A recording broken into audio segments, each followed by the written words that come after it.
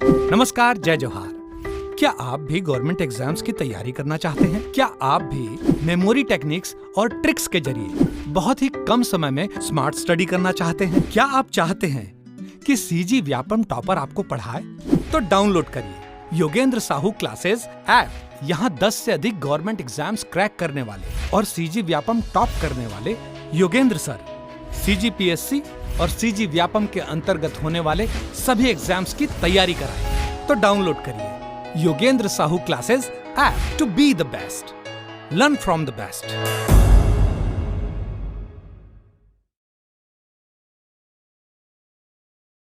कोई भी सपना साकार करने के लिए सबसे जरूरी है सही कोच का होना। चुनिए Yogendra Sahu classes first rank को और करे अपने सीजी व्यापम सीजीपीएससी का सपना साकार।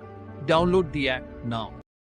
नमस्कार दोस्तों, स्वागत है आपका योगेंद्र साहू ऑनलाइन क्लासेस में। पिछले क्लास में हमने किस प्रकार दरियादेव और अजमेर सिंह के मध्य विवाद होता है उसके बारे में देखा था। उसके बीच संघर्ष होता है, किस प्रकार से जो बस्तर क्षेत्र है वो छत्तीसगढ़ में आ जाता है, वहाँ मराठाओं का नियंत्रण आ जाता है, ये सब के बारे में हमने देखा था।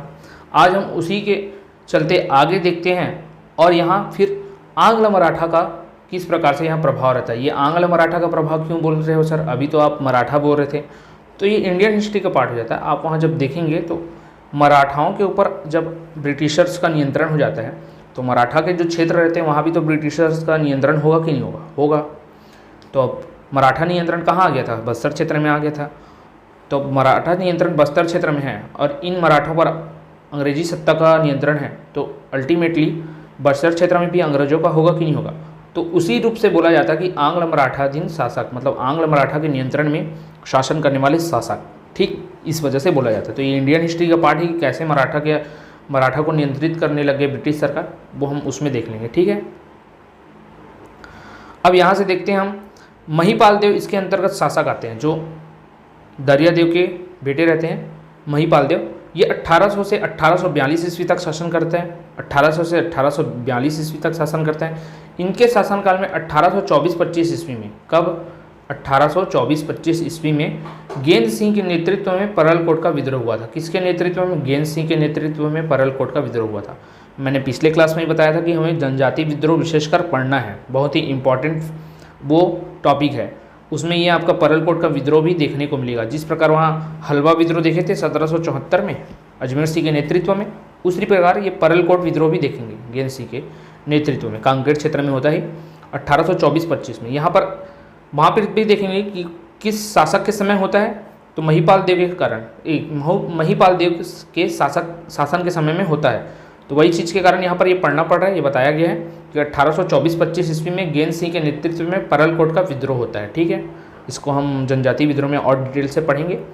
फिर महिपाल देव ने मराठों को टकोली नहीं चुकाया, जिसके कारण मराठा शासक व्यंकोजी ने सेनापति रामचंद्र बाघ को आक्रमण हेतु भेजा। इस युद्ध में महिपाल पराजित हुआ माफ कीजिएगा, और हारने के बाद संधि हुई, जिसमें महिपाल देव द्वारा टकोली न पटा पाने के कारण 1830 ईस्वी में सिहावा क्षेत्र को नागपुर शासन के सुपुर्द कर दिया गया। अब ये टोटल ये एक छत्तीसगढ़ था। ये क्षेत्र आपका मराठा क्षेत्र में, बस्तर क्षेत्र में आता था। इसमें धमतरी का भी कुछ क्षेत्र आ जाता था, जो कि सिहावा वाला क्षेत्र है। अब ये क्या करता है, जैसे दरियादेव ने क्या किया रहता है, दरियादेव अपने संघर्ष कोटपाड़ की संधि के तहत 59,000 टकोली बटाने का संधि किया रहता है। बट इस संधि को क्या करता है, ये उसका पुत्र जो महिपाल देव रहता है कि अरे देख लेंगे कौन मराठा, कहाँ हमसे जीत पाएंगे, ये वो करके देना बंद कर देता है। अब इसका बदला लेता है कौन? व्यंकोजी, जो मराठा शासक रहते हैं। आगे हम देखेंगे जब मराठा काल पढ़ेंगे तो व्यंकोजी, इसने अपने सेनापति रामचंद्र बाघ को कहाँ भेजता है? महिपाल देव के पास, कि भाई तुम टकोली क्यों नहीं दे रहे हो? बोलता है नहीं देंगे, जो करना कर लो। तो जो करना रहता है कर लेता है। क्या करता है? युद्ध करता है और महिपाल देव को क्या करता है? पराजित कर देता है। और हारने के बाद फिर से संधि होता है, जिसमें महिपाल देव द्वारा टकोली नहीं पटा पाता है। अब इतने समय से टकोली नहीं दे रहे हो, ऊपर से तुम्हारे कारण युद्ध करना पड़ रहा है, युद्ध में कितना खर्चा आ गया, तो अब तुम टकोली भी दोगे और साथ में तुम्हारा एक क्षेत्र भी हम डायरेक्ट अपने नियंत्रण में रखेंगे। अब डायरेक्ट नियंत्रण में रखने के लिए कौन सा क्षेत्र चुनते हैं वो? तो सिहावा क्षेत्र को चुनते हैं। कौन से क्षेत्र को? सिहावा क्षेत्र को। कब? 1830 में। 1830 में, ठीक है, 1830 में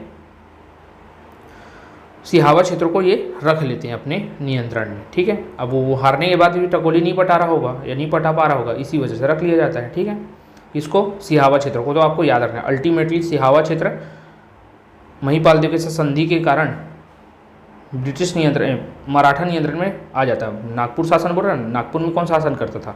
मराठा शासन करते थे। कौन? भोसला वंश। ठीक है, अब इस महिपाल देव के कितने पुत्र हुए? 2 पुत्र हुए, एक भूपाल देव और एक दलगंजन सिंह। एक भूपाल देव हुआ और एक कौन हुआ? दलगंजन सिंह। भूपाल देव और दलगंजन सिंह। ठीक है, ये आपको याद रखना है। अब ये भूपाल देव जो रहेगा वो आगे चल के शासन करेगा। ठीक,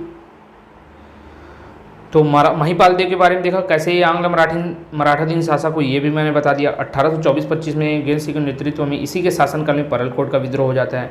फिर ये खुद विद्रोह कर लेता है मराठों के साथ टकोली नहीं दूंगा करके, लेकिन 1830 में इसे मजबूरन हारने के बाद टकोली न पटा पाने के कारण संधि करना पड़ता है और अपना शासन क्षेत्र जो रहता है सिहावा क्षेत्र, उसको नागपुर के नियंत्रण में दे देना पड़ता है। डायरेक्ट उनको दे दिया जाता है कि आप यहीं से टकोली वसूल लो करके। ठीक, इनके 2 पुत्र भूपाल देव और दलगंजन सिंह को हमारे पढ़ना है। तो भूपाल देव के बारे में देखते हैं कि इसने 1842 से 1853 ईस्वी तक शासन किया। इन्होंने अपने भाई दलगंजन सिंह को तारापुर परगने का अधिकारी बना दिया था। क्या? तारापुर परगने का अधिकारी बना दिया गया था। और इसी दलगंजन सिंह के समय तारापुर विद्रोह हो जाता है, मतलब दलगंजन सिंह के साथ तारापुर का विद्रोह हो जाता है। ठीक, फिर मराठा शासकों ने नरबली प्रथा के आधार पर भूपाल देव पर अभियोग लगाया। अब ये क्या है सर? तो ये अभी मराठा के अधीन हो गए थे। अब मराठों को किसी न किसी के थ्रू पता चला कि जो दंतेश्वरी मंदिर है वहाँ नरबली प्रथा का प्रचलन है, वहाँ एक प्रथा चलती है कि नरबली दी जाती है। तो इनको समझ में नहीं आया ये कौन सा तरीका हो गया, नरबली प्रथा दिया जा रहा है। यार गाय भैंस बकरी आज तक जानवरों का सुनते आए थे, नरबली तो बहुत ज़्यादा हो जा रहा है, मतलब बहुत ही ज़्यादा हिंसक हो जा रहा है। तो इस वजह से ये क्या करते हैं, जो भूपाल देव तुम वहाँ के शासक हो, तुम इस पर नियंत्रण नहीं लगा पा रहे हो करके ये उन पर अभियोग लगा देते हैं कि तुम पर कार्यवाही होगी, अब तुम क्यों नहीं कर पा रहे हो करके। तो उसी के लिए ये मेरिया विद्रोह हो जाता है आगे चल के। कौन सा विद्रोह? मेरिया विद्रोह। तो पूछा जाता है कि नरबली प्रथा के विरोध में कौन सा विद्रोह होता है? तो मेरिया विद्रोह होता है। आगे हम देखेंगे, ये भी आपके जनजाति विद्रोह में ही आ जाता है, तारापुर और मेरिया। तो भूपाल देव के समय 2 विद्रोह हो गए। कौन सा? तारापुर विद्रोह। दलगंजन सिंह तारापुर का अधिकारी रहते हैं परगने का, वहाँ एक विद्रोह होता है 1842 से 54 तक। 1842 से 54 तक एक विद्रोह होता है। कौन सा? मेरिया विद्रोह। ये विद्रोह होता है 1842 से 63 तक। मतलब इसके शासन में आते ही 2 विद्रोह पनपने चालू हो जाते हैं, एक तारापुर और एक मेरिया। दोनों आपको याद रखना है किसके समय में? भूपाल देव के समय में। ठीक, तो ये था भूपाल देव से संबंधित। ठीक, तो आंग्ल मराठाधीन शासक में क्या क्या देखा हमने? महिपाल देव और भूपाल देव। महिपाल देव ने कुछ नहीं था, उसके समय परलकोट का विद्रोह हो जाता है 1824-25 में देवगेन सिंह के द्वारा कांकेर क्षेत्र में। अब मराठों के साथ इसका संघर्ष हो जाता है, टकोली नहीं देता है। टकोली नहीं देने के कारण एक संधि फिर से होती है 1830 में, जिसके तहत इसे सिहावा क्षेत्र को नागपुर शासन के अधीन करना पड़ता है। फिर इसके 2 पुत्र होते हैं, भूपाल देव और दलगंजन सिंह। भूपाल देव क्या करते हैं, मेरा भाई नाराज ना हो इसलिए से एक परगना दे देता है जिस क्षेत्र में वो अधिकारी रहता है। ठीक है, अब उसी क्षेत्र में आगे चल के विद्रोह हो जाएगा। कौन सा? तारापुर विद्रोह। फिर मराठों को पता चलता कि यहाँ तो यार नरबली प्रथा चलता है, इस नरबली प्रथा को तुम बंद नहीं करा पा रहे करके भूपाल देव के ऊपर लोग अभियोग लगा देते हैं और इसी प्रथा को बंद करवाने के चक्कर में मेरिया विद्रोह हो जाता है। ठीक है, तो ये आपको याद रखना है। अब भूपाल देव के समय में कितने विद्रोह बोला जाए तो 2 विद्रोह, तारापुर और मेरिया। अभी तक 4 विद्रोह देख लिए हमने। क्या क्या देख लिए? पहला तो देख लिए थे सर हलवा विद्रोह, अजमेर सिंह करता है। ठीक है, फिर देख लेते हैं दूसरा विद्रोह आगे चल के महिपाल देव के समय में कौन सा देखते हैं, तो ये देखते हैं सर परलकोट का विद्रोह। ठीक है, फिर भूपाल देव के समय में 2 विद्रोह आ जाते हैं, तारापुर और मेरिया।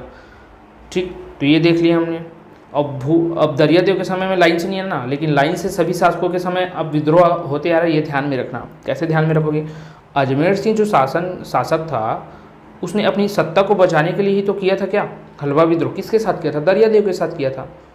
लेकिन सत्ता के उस समय काबिज कौन था? अजमेर सिंह ही था। इस वजह से वो अजमेर सिंह के शासन में लिया जाता है, लेकिन दरिया देव के साथ ही, इसलिए दरिया देव का नाम नहीं आएगा।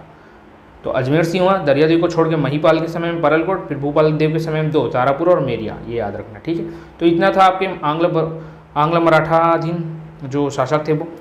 अब इसके बाद क्या होते हैं कि धीरे से कुछ समय बाद वापस से मराठाओं का शासन आता है, केवल मराठा शासन क्षेत्र संभालते हैं। इंडियन हिस्ट्री की बात बता रहा हूँ। 1830 के बाद फिर कुछ समय तक वो शासन संभालते रहते हैं। फिर 1854 के बाद ना वापस से प्रत्यक्ष रूप से संपूर्ण जो मराठा क्षेत्र था भोसला वंश का, उस क्षेत्र में अंग्रेजों का नियंत्रण आ जाता है। तो अब मराठा क्षेत्र में अंग्रेजों का नियंत्रण आ गया, तो अब उस क्षेत्र में बोला जाएगा ना कि जो जितने भी मराठा क्षेत्र हैं वहाँ ब्रिटिश लोग का नियंत्रण हो जाएगा, क्योंकि मराठा क्षेत्र में ब्रिटिश का नियंत्रण है। तो मराठा जितने क्षेत्र पर अधीन किए हुए थे, जैसे हमारा बस्तर क्षेत्र भी आता था, तो अब अल्टीमेटली वो किसके अधीन आ जाएगा? ब्रिटिशर्स के अधीन, इसलिए ब्रिटिशकालीन शासक पढ़ा जाता है। ठीक, एक तो हमने स्वतंत्र शासक देख लिया था, कहाँ तक? अजमेर सिंह तक। सत्ता की लालच में दरियादेव आता है, घुसपैठिया ला लेता है मराठा, ब्रिटिशर्स, जयपुर नरेश, ये सबको। वहाँ से आपका मराठा नियंत्रण में आ जाता है। फिर मराठा अगर आंग्ल के नियंत्रण में आता है तो आंग्ल मराठाधीन हो जाता है शासक। फिर अब प्रत्यक्ष रूप से ब्रिटिश आ जाएगा, तो ब्रिटिशर्स के देखेंगे उसके अधीन कौन कौन से शासक आए। तो लॉर्ड डल कैसे आता है, ये थोड़ा सा यहाँ ओवरव्यू दिया हुआ है, बता देता हूँ। आपने हड़प नीति सुना होगा, किसका? लॉर्ड डलहौजी का, अगर इंडियन हिस्ट्री पढ़ा है तो। अगर नहीं पढ़ा है तो आप हमारे कोर्स के साथ जुड़कर आप इंडियन हिस्ट्री बहुत ही अच्छे तरीके से पढ़ सकते हैं। बहुत ही रिलेटिव टेक्निक और ट्रिक्स के माध्यम से हमने वहाँ पर याद कराया हुआ है, जो कि आपकी तैयारी के लिए बहुत ही इंपॉर्टेंट होगा और आपको आसानी से सारी चीज़ें याद हो जाएंगी। ठीक, तो आप हमारे कोर्स के साथ जुड़ सकते हैं। तो ये इंडियन हिस्ट्री के पार्ट में बताया जाता है कि लॉर्ड डलहौजी के द्वारा 13 मार्च 1854 को हड़प नीति के तहत नागपुर राज्य पर ब्रिटिश साम्राज्य में विलय कर लिया जाता है। क्यों कर लिया जाता है? क्योंकि ना हड़प नीति में ऐसा रहता है कि जिसके पुत्र नहीं है, मतलब दत्तक पुत्र नहीं होने चाहिए, दूसरे से गोद लिया हुआ, खुद का राजवंश चलाने चाहिए। मेरे पुत्र है तो मेरा ही पुत्र होना चाहिए, फिर उसका पुत्र होना चाहिए। अगर ऐसा है कि किसी मेरा पुत्र नहीं हुआ तो मुझे किसी से गोद लेना पड़ रहा है, तो वैसा वाला नहीं चलेगा। अगर वैसा तुम करते हो तो हम हड़प लेंगे आपके शासन को। उसी के कारण क्या करते हैं ये रघुजी तृतीय के आगे जब शासन सत्ता नहीं संभल पाती है, नहीं होते हैं शासक, नहीं होते हैं उन्हीं के, मतलब बच्चे नहीं होते हैं, इस वजह से क्या कर लिया जाता है, इसे हड़प लिया जाता है। हड़प नीति के तहत क्या हो जाता है, ब्रिटिश साम्राज्य में शामिल हो जाता है।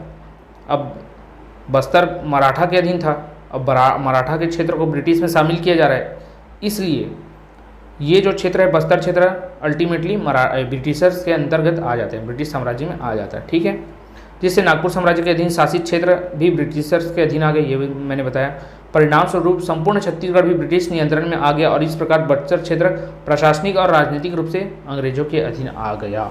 अभी तक हम केवल मराठों के रूप में देखें, फिर आंग्ल मराठा के रूप में देखें, अब प्रत्यक्ष रूप से मराठा के रूप में देखते जाएंगे। यही मैं बता रहा था आपको। तो इसके अंतर्गत शासक कौन आते हैं? तो अभी हमने देखा था भूपाल देव के आगे एक शासक आता है, कौन? भैरम देव। तो मैंने इधर का याद कराया था, भय ऐसे करके याद कराया था आपको। ठीक,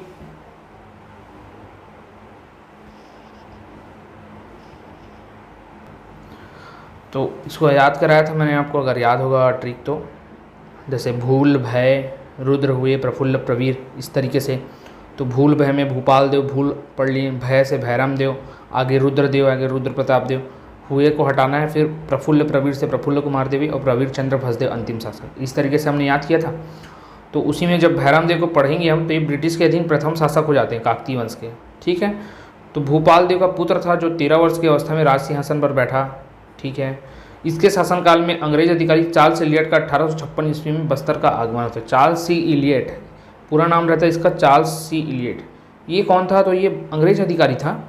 जब छत्तीसगढ़ क्षेत्र में जो आगे चल के अधिकारी के रूप में कार्य करेगा, ठीक है, तो ये 1856 में बस्तर में इसका आगमन होता है कि बस्तर क्षेत्र में क्या है, कैसे किनका शासन है, कैसे यहाँ शासन व्यवस्था चल रही, ये सब देखने के लिए 1856 में कौन आता है? चार्ल्स इलियट आ जाता है। ठीक, इसके शासनकाल में 3 प्रमुख जनजाति विद्रोह है। पहले हमने देखा अजमेर सिंह के, फिर महिपाल के में परलकोट, फिर भूपाल के में 2 हुआ था, तारापुर और मेरिया। अब भैरम देव जो उसका पुत्र उसके समय में 3 हो जाएगा। कितने हो जाएंगे? 3 हो जाएंगे। तो महिपाल से आप देखेंगे तो महिपाल के में 1, उसके बेटे के में 2, भूपाल के में, और उसका बेटा भैरम देव उसके में 3। तो ये 3 विद्रोह हो गए। और एक था अजमेर सिंह के में जो कि पहला था। तो 3 विद्रोह कौन कौन से है? लिंगागिरी, कोई और मुड़िया। क्या क्या? लिंगागिरी, कोई और मुड़िया। तो ये जब जनजाति विद्रोह पढ़ेंगे तो वहाँ भी ये आपको आसानी से याद हो जाएगा, बट आपको यहाँ याद करते चलना है कि लिंगागिरी विद्रोह भैरम देव के में हुआ था, फिर कोई विद्रोह भैरम देव के समय में हुआ, और मुड़िया विद्रोह भी भैरम देव के समय में हुआ। कब कब हुआ?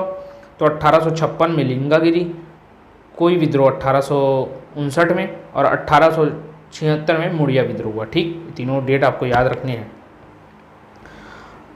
अब इसमें बोला जाता है कि 1854 में बस्तर ब्रिटिश भारत का एक मांडलिक राज्य बन गया था क्योंकि उनके अधीन आ गया था।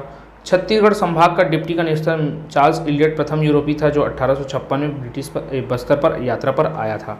तो 1854 में जैसे ही एक अलग क्षेत्र बनता है तो वहाँ एक कमिश्नर की नियुक्ति की जाती है, जिसमें से छत्तीसगढ़ नागपुर संभाग बनता है। तो नागपुर एक क्षेत्र बनता है जहाँ कमिश्नर होते हैं, नागपुर क्षेत्र में कमिश्नर। और इसी के अंतर्गत अन्य 4 या 5 संभाग बनाए जाते थे, जिसमें से एक संभाग होता है छत्तीसगढ़ संभाग, अन्य को हमें नहीं पढ़ना है। तो इस छत्तीसगढ़ संभाग के अंतर्गत एक डिप्टी कमिश्नर बैठाया जाता है जो कौन रहता है, चार्ल्स इलियट। वही चार्ल्स इलियट जो 1856 में यात्रा पर आया था, इसी को बताएगा कि ये पहला यूरोपीय यात्री रहता है। इससे पहले ब्रिटिशर्स यात्री कौन आना चाहता था, जेटी ब्लंट। उसको आने देते हैं क्या, नहीं देते हैं। भोपालपट्टनम का संघर्ष हो जाता है। कब हो जाता है, 1795 में। किसके समय में, तो दरियादेव के समय में। हमने याद किया है इसको, पिछले लेक्चर में मैंने बताया इसे। तो आप पिछला लेक्चर नहीं देखें तो एक बार देख लीजिएगा। तो वो नहीं आ पाता, लेकिन ये अब अधिकारी है भैया, इस क्षेत्र में ब्रिटिश नियंत्रण आ गया तो आ पाएगा। तो सबसे प्रथम इसके बारे में बोला जाता है कि प्रथम यूरोपीय था जो बस्तर क्षेत्र में आया था। कब आया था, 1856 में। ठीक, 1856 ईस्वी से बस्तर में ब्रिटिश अधिकारियों को ही दीवान नियुक्त किए जाने का निर्णय लिया गया। अब ब्रिटिशर्स का नियंत्रण है तो मराठों को थोड़ी नहीं रखेगा यहाँ काम करने के लिए, अपने ही लोगों को रखेगा। किसी की भी बात हो तो ये ब्रिटिश अधिकारी को ही रखना चालू कर दिया, यहाँ का दीवान नियुक्त कर देते थे। कलचुरियों में जैसे हमने दीवान व्यवस्था पढ़ा था, जो गढ़ाधिपति होता था उसको दीवान बोलते थे, तो उसी प्रकार यहाँ 5-6 गांव होते थे, उनको मिलाकर एक दीवान होता था, ऐसा कुछ है, आगे देखेंगे। तो ये दीवान व्यवस्था यहाँ पर चालू कर दिया गया। कहाँ, 1886 से। कहाँ किया गया, बस्तर में। कब से, 1886 से। ठीक है, और कौन होते थे, तो ब्रिटिश अधिकारी ही होते थे दीवान। तो ये याद रखना, इंपॉर्टेंट अलग से पॉइंट था। भैरम देव के बारे में यही याद रखना कि 13 साल की उम्र में बैठ गया था, भोपाल देव का पुत्र था। कहाँ बैठा था, तो सिंहासन पर, मतलब सत्ता स्थापित कर लिया था, सत्ता पर बैठ गया था। फिर इनके समय में अंग्रेज अधिकारी चार्ल्स सी इलियट 1856 में बस्तर का आक्रमण करता है, जो कि प्रथम यूरोपीय यात्री रहता है। और इसके समय में 3 विद्रोह हुए थे, लिंगागिरी 1856, कोई विद्रोह 1859 और मुड़िया विद्रोह 1876। ये याद रखना है। ठीक, अब इसी के बारे में एक अन्य बस्तर की रानी का विद्रोह या जुगराज कुंवर का विद्रोह के नाम से एक अन्य विद्रोह को जाना जाता है। किसके समय में जाना जाता है, तो ये जाना जाता है आपके भैरम देव के समय में। भैरम देव के समय में क्या, तो यहाँ पर दिया हुआ है, एक बार मैं पढ़ लेता हूँ, फिर मैं आपको समराइज़ बता दूंगा। आपको बताने के लिए ज़रूरी है कि मैं पूरा पढ़ रहा हूँ, नहीं तो समराइज़ बता दूंगा। ठीक, तो बस्तर के काकतीय वंशी राजा अभी देखें भैरम देव 1853 से 1891 तक 13 साल की उम्र में बैठ गया था बेचारा। इनकी पत्नी कौन थी, जुगराज कुंवर थी। इन्होंने 1878 से 82 ईस्वी तक अपने पति और ब्रिटिश सरकार के विरुद्ध एक अनूठा विद्रोह किया। अनूठा क्यों किया गया, आगे आपको पता चलेगा। ठीक, जिसे बस्तर के सरकारी अभिलेखों में रानी चोरिस अर्थात रानी का प्रकोप, तो कभी कभी बोला जाता है रानी चोरिस का विद्रोह। तो किससे संबंधित है, तो भैरम देव के शासन से संबंधित है। ये किसके, मतलब कौन थे इसका विद्रोह के नेतृत्व करता, तो भैरम देव की पत्नी जुगराज कुंवर इस विद्रोह की नेतृत्व करता थी। कहा जाता है, क्या कहा जाता है, रानी चोरिस का विद्रोह कहा जाता है, अर्थात रानी चोरिस का अर्थ होता है रानी का कोप या प्रकोप। रानी इस संघर्ष में विजयी हुई, किस प्रकार से हम देखते हैं। तो रानी के इस विद्रोह का मूल कारण था कि ब्रिटिश शासक फ्रेजर के कहने पर काकतीय राजा भैरम देव ने एक मुस्लिम महिला नवाबाई से विवाह किया था, किंतु राजा पहले ही की 2 पत्नियां थी, एक जुगराज कुंवर और एक सुवर्ण कुंवर। एक जुगराज कुंवर और एक सुवर्ण कुंवर, ना स्वर्ण कुंवर नहीं है, स्वर्ण कुंवर अलग है, एक सुवर्ण कुंवर अलग है। अभी से मैं बाइफरगेट कर दे रहा हूँ, आपको बता दे रहा हूँ। ये सुवर्ण है और आगे एक अन्य नाम आएगा शासिका का, वहाँ स्वर्ण कुंवर आएगा। तो दोनों को आपके ध्यान में रखना है। तो अब इस भैरम देव की कितनी पत्नियाँ थी, पहले से 2 पत्नी थी, जुगराज कुंवर देवी और सुवर्ण देवी।